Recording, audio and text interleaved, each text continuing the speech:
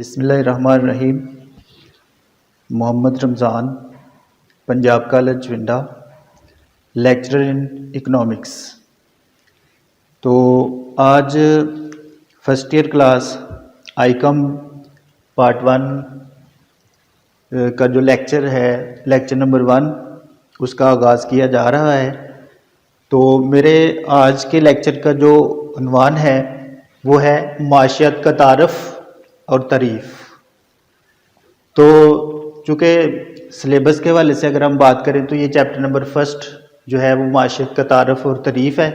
تو سب سے پہلے ہم معاشیات کا جو تعارف ہے اس کو ڈسکس کرتے ہیں کہ جیسا کہ سب کو معلوم ہے کہ جب سے یہ کائنات جو ہے وجود میں آئی ہے تب سے انسان نے جو ہے وہ مختلف قسم کے جو مشاغل ہیں اس میں حصہ لینا شروع کیا ہے، اور ابتدائی دور سے لے کر اب تک انسان کی جو تگ و دو ہے یا کوشش ہے، اس کا جو مرکز و محور رہا ہے وہ معاشی جدوجہد کو حاصل کرنا ہے۔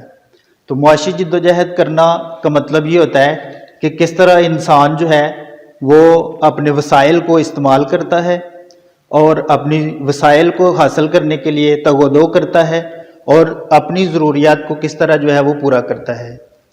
تو معاشیات یا معاشی جدوجہد کا جو پس منظر ہے، بیک گراؤنڈ ہے، اس کا مقصد یہی ہے کہ ہر انسان کی جو ہے وہ لاتعداد خواہشات ہوتی ہیں اور محدود وسائل ہوتے ہیں۔ تو ایک کامیاب انسان کے لیے بہتر ہے کہ وہ اپنے تھوڑے وسائل کو کس طرح استعمال کر کے اپنی بے شمار خواہشات کو پورا کرتا ہے۔ اسی چیز کا نام معاشی جدوجہد ہے۔ اس کے بعد ہم آگے ڈسکس کریں گے معاشیات کا مفہوم۔ تو معاشیات کا جو مفہوم ہے، سب سے پہلے ہم اس کا تعارف دیکھیں گے کہ اکنامکس کا جو ورڈ ہے یہ لطینی زبان کے لفظ آئیکونومس جو ہے اس سے اخذ کیا گیا ہے، اور آئیکونومس کا جو مطلب ہے وہ گھریلو ضابطہ ہے۔ گھریلو ضابطہ کا مطلب ہوتا ہے کہ کس طرح ایک گھر کے جو افراد ہیں، وہ ایک گھر کا جو سربراہ ہے یا گھر کے جو افراد مل کے جو ہے وہ اپنے گھر کے نظام کو جو ہے وہ چلاتے ہیں۔ اس کے بعد اس لفظ کا جو اطلاق ہے پولس یعنی ریاست پر کیا گیا، اور اس کو پھر پولیٹیکل اکنامکس کو سیاسی معاشیات جو ہے کے نام سے بھی جانا جانے لگا۔ تو بعد میں آج کے دور میں یہ تبدیل ہوتے ہوتے اکنامکس یعنی معاشیات ایک الگ سے سبجیکٹ کے طور پہ جو ہے وہ پڑھایا جانے لگا۔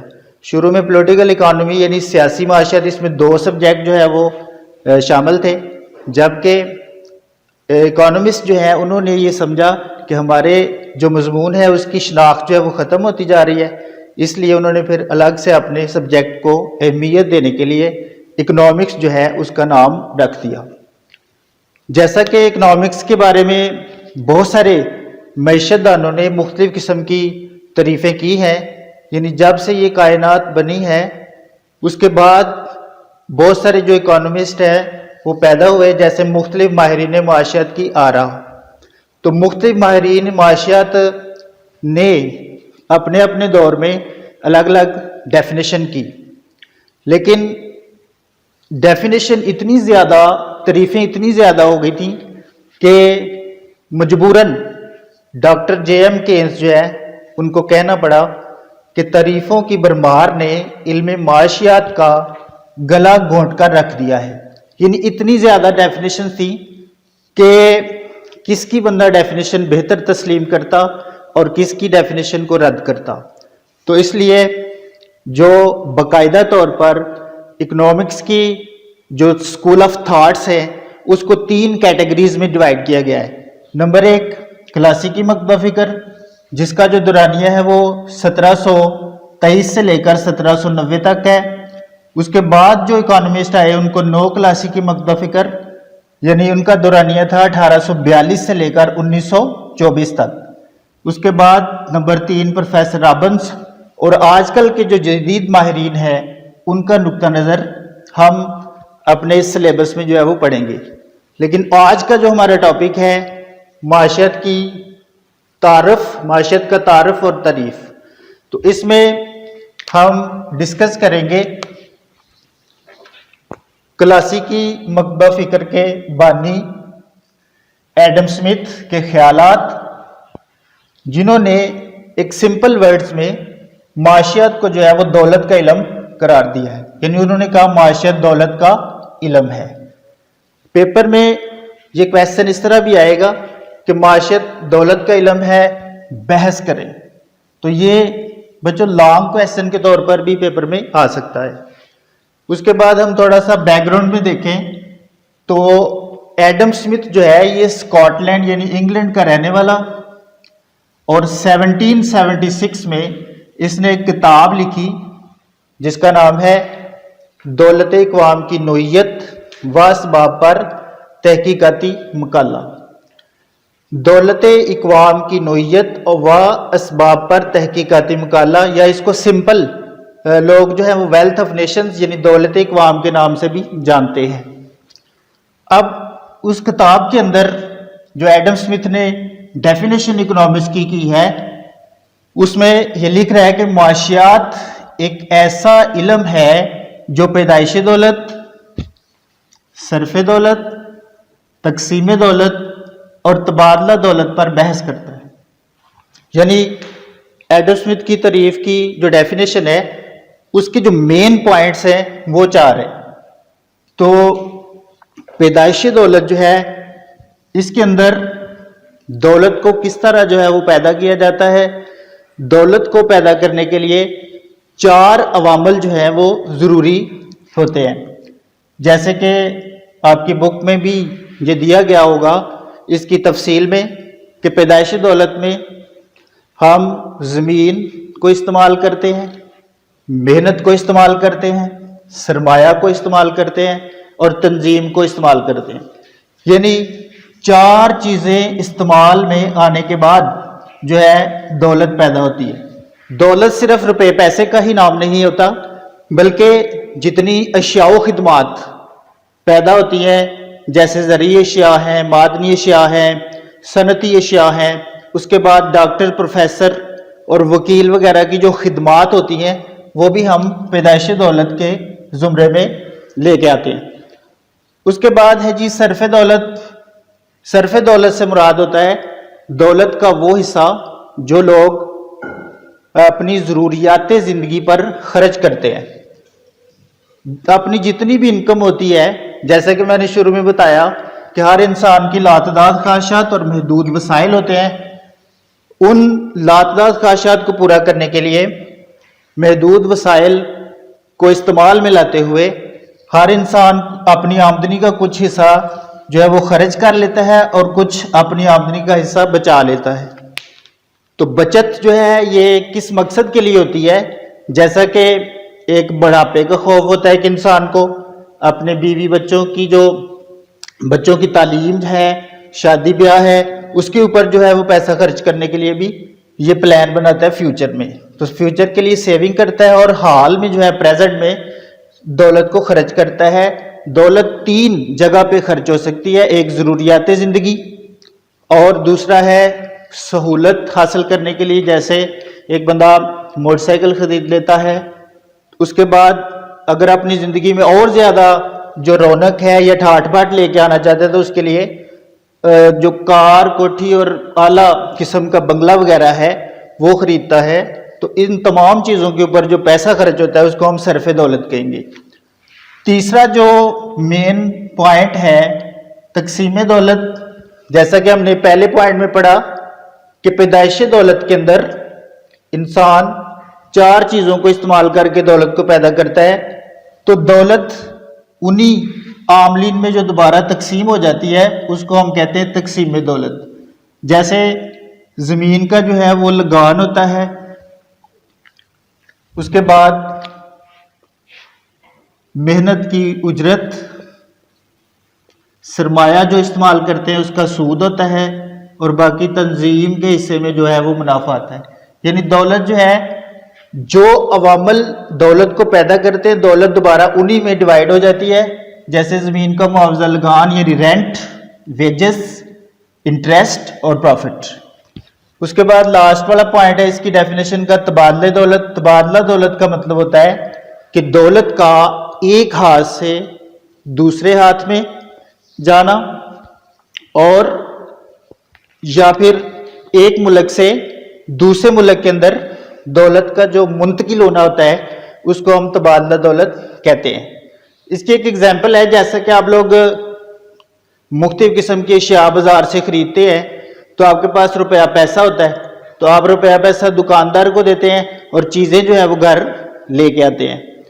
تو بیٹا یہ تبادلہ دولت میں یہی ہے کہ جو چیزیں آپ کے پاس آ گئیں وہ بھی دولت ہے، جو پیسہ آپ نے دکاندار کو جو ہے یعنی بازار میں جو ہے وہ خرچ کیا ہے وہ بھی دولت ہے.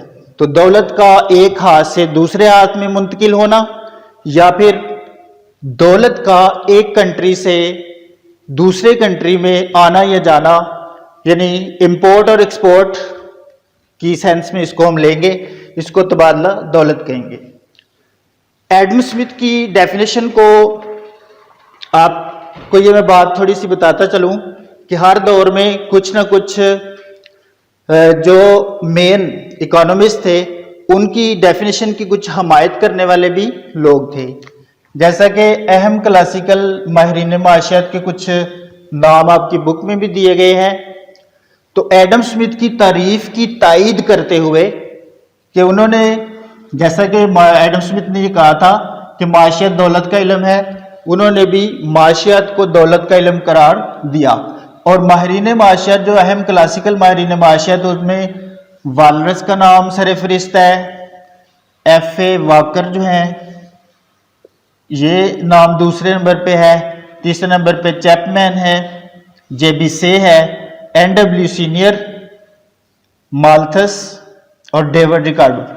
تو یہ جو لوگ ہیں انہوں نے ایڈم اسمتھ کی تعریف کے اندر سے ہی کچھ الفاظ لے کر اپنی تعریف جو ہے وہ الگ سے بنا دی، لیکن خیالات جو ہیں وہ اہم کلاسیکل ماہرین معاشیات کے اور ایڈم اسمتھ کے آپس میں بالکل ملتے تھے.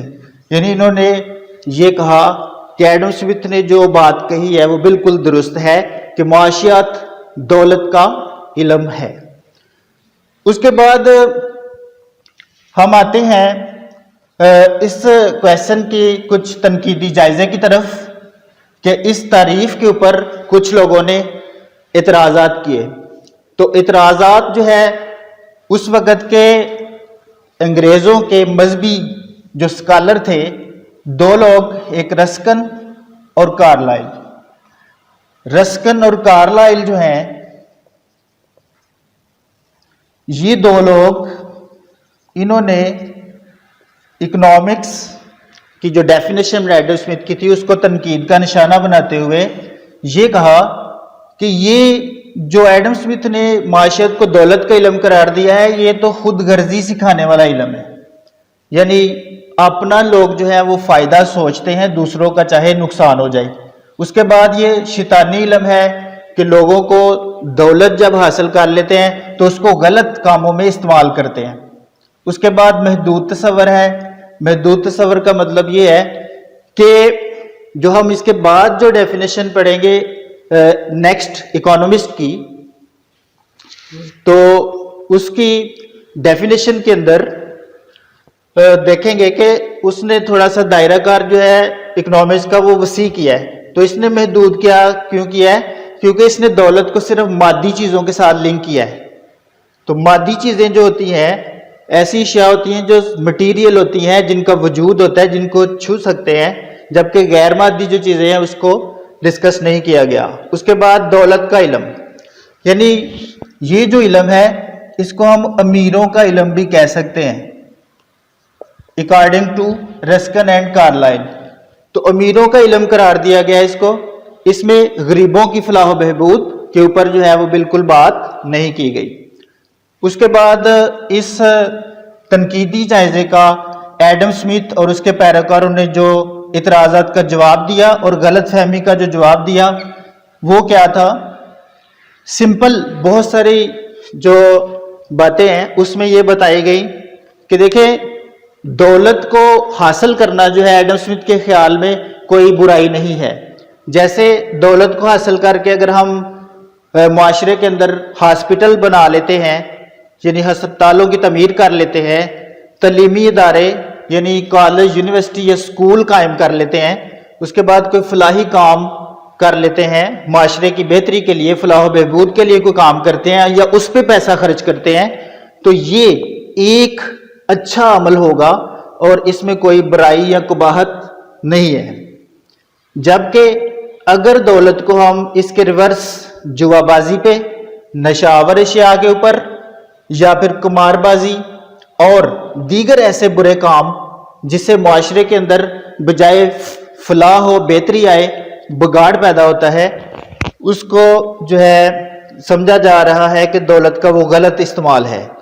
तो इस तनकीद का जो मुख्तसरन जायज़ा है वो यही होगा कि दौलत का हासिल करना या दौलत का जो है ना कमाना जो है वो बुरा नहीं है, बल्कि जिस बंदे के इख्तियार में जो दौलत है वो इसके इख्तियार रखता है कि इसको किस जगह पे खर्च करना है। जैसे मैं एक तालिब इल्म की मिसाल देता हूँ कि अगर उसको 1000 रुपया जो है फॉर एग्जांपल घर से मिलता है कि बेटा ये आपने बुक्स या स्टेशनरी जो है वो खरीदनी है, लेकिन अगर वो रास्ते में दोस्तों के साथ सिगरेट या कोई और चीज़ें गलत किस्म की इस्तेमाल कर लेता है और पैसे को फजूल खर्च करता है, तो ये दौलत का कसूर नहीं है, ये उस बंदे का कसूर है जिसके कब्जे में ये दौलत थी। तो ये था आज का हमारा लेक्चर जो हमने क्लास 11 आईकॉम पार्ट 1 का लेक्चर नंबर हमारा फर्स्ट था, माशियत का तारफ और तारीफ। उम्मीद करता हूँ कि आपको बड़े अच्छे तरीके से इस लेक्चर की समझ आ गई होगी। फिर भी अगर कोई क्वेश्चन हो तो आप ज़रूर जो है वो डिस्कस कर सकते हैं। अल्लाह हाफिज़।